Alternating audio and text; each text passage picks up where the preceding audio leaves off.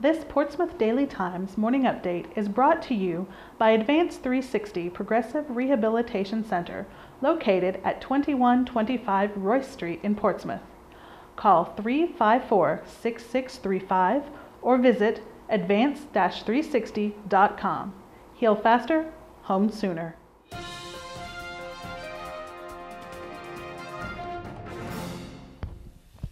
Hello, everybody. Welcome to the Week 3 preview show from the Portsmouth Daily Times newsroom. I'm Bob Strictly, and with me is Cody Leist, our sports writer.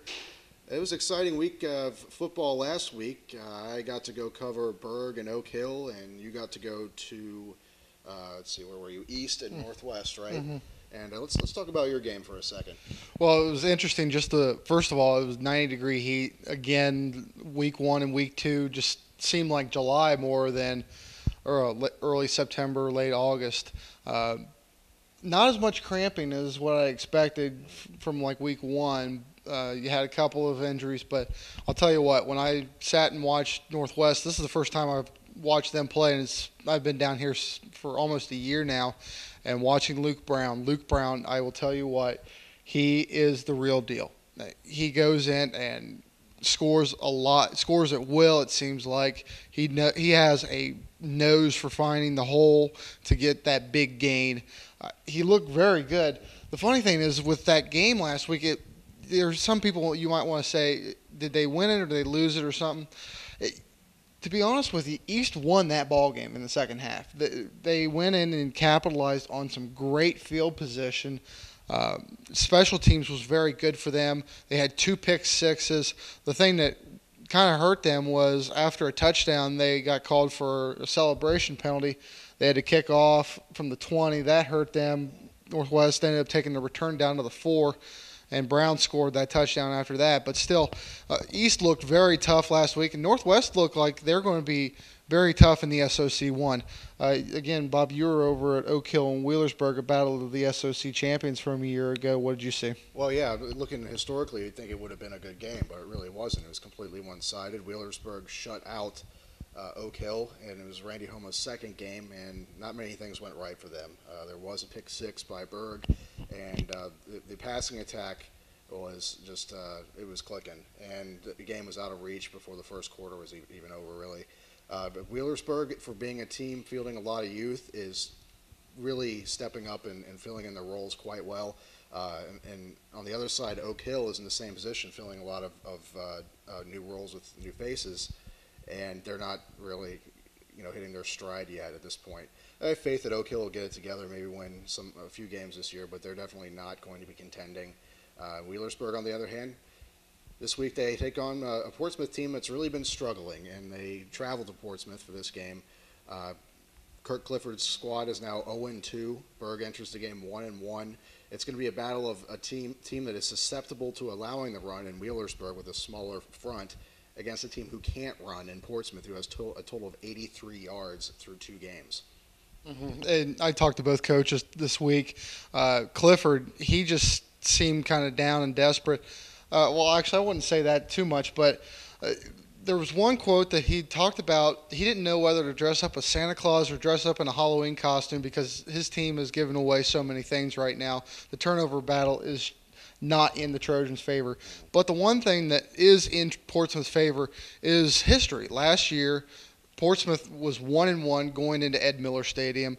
Wheelersburg 0-2. Wheelersburg gets a very close 34-28 win over the Trojans. And when that happened, that was the first of 9 straight wins for the Pirates before they lost in the regional semis to Fredericktown. So you never know. I mean, Portsmouth finished that last year at 3-7. You never know, because this year the tables are turned. Berg, again, like you said, 1-1. Portsmouth 0-2.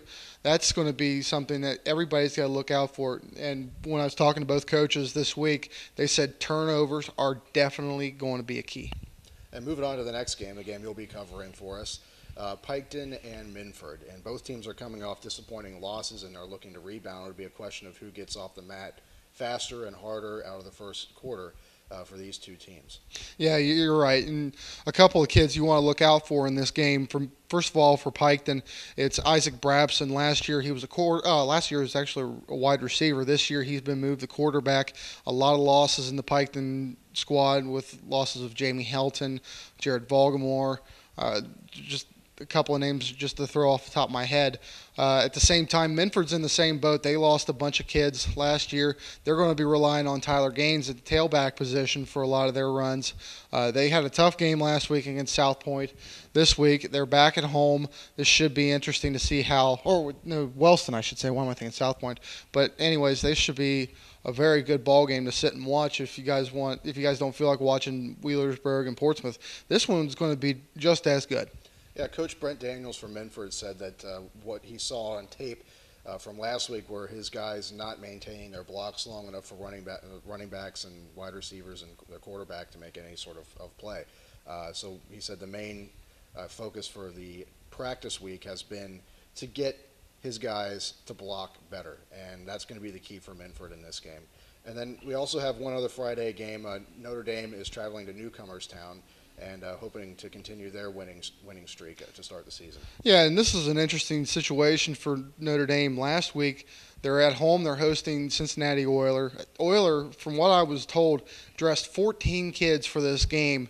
2 of them got injured in the first quarter. Notre Dame was up 20-0, and at that point in time, the Oiler coaches, fun fact, the nickname of the Cincinnati Oiler, the Hat Makers.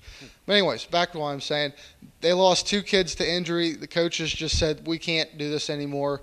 They forfeit. So Notre Dame, right now, they're in an interesting situation. This is going to be their first road game of the year. And not only that, you also have to figure they have, from what I was looking on the maps, that for the route that Bob Ashley was talking about today, they have a 175-mile drive from Scioto County. They're going to go up to Columbus, take a break halfway, get some rest, maybe do their pregame walkthrough, and then drive all the way to Tuscarawas County where Newcomerstown is. Another thing that's going to be kind of another thing that you're going to have to look at with this situation is the amount of game reps. Sure, during a forfeit, you got people that are staying and they're healthy. This Portsmouth Daily Times morning update is brought to you by Advanced 360 Progressive Rehabilitation Center, located at 2125 Royce Street in Portsmouth. Call 354-6635 or visit advanced-360.com. Heal faster, home sooner.